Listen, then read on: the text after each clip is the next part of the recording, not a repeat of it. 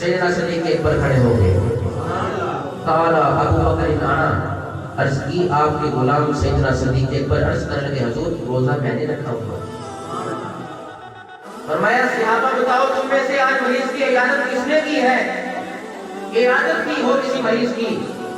پھر سیدنا صدیق اکبر کھڑے ہوئے. قال ابو بکر انا، مریض کی عیادت کی ہے، روزہ بھی میں نے رکھا ہے. سارے صحابہ بیٹھے تھے روزے کی حالت میں، صدیق اکبر تھے، مریض کی عیادت بھی کی ہوئی تھی. پھر حضور نے ارشاد فرمایا صحابہ سنو، بتاؤ آج کسی مرنے والے کا جنازہ کس نے پڑھا ہے؟ پھر میرا صدیق اکبر خلیفہ بلا فصل سیدنا ابو بکر صدیق کھڑے ہوئے. حضور قال ابو بکر انا، عرض کرنے کے حضور میں نے جنازہ پڑھا ہے. پھر حضور نے صحابہ کے مجمع کو ارشاد فرمایا. حضور فرمانے لگے صحابہ بتاؤ آج کسی یتیم کے سر پر ہاتھ کس نے رکھا ہے؟ پھر سیدنا صدیق اکبر تاجدار صداقت خلیفہ بلا فصل کھڑے ہوئے. عرض کی حضور میں نے آج یتیم کے سر پر ہاتھ رکھا ہے.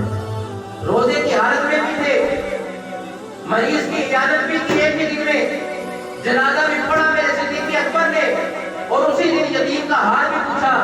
تو میرے حضور نے ارشاد کیا فرمایا؟ صحابہ سنو، جلدی دیکھ رہا ہو میرے صدیق اکبر کو دیکھ رہے تھے.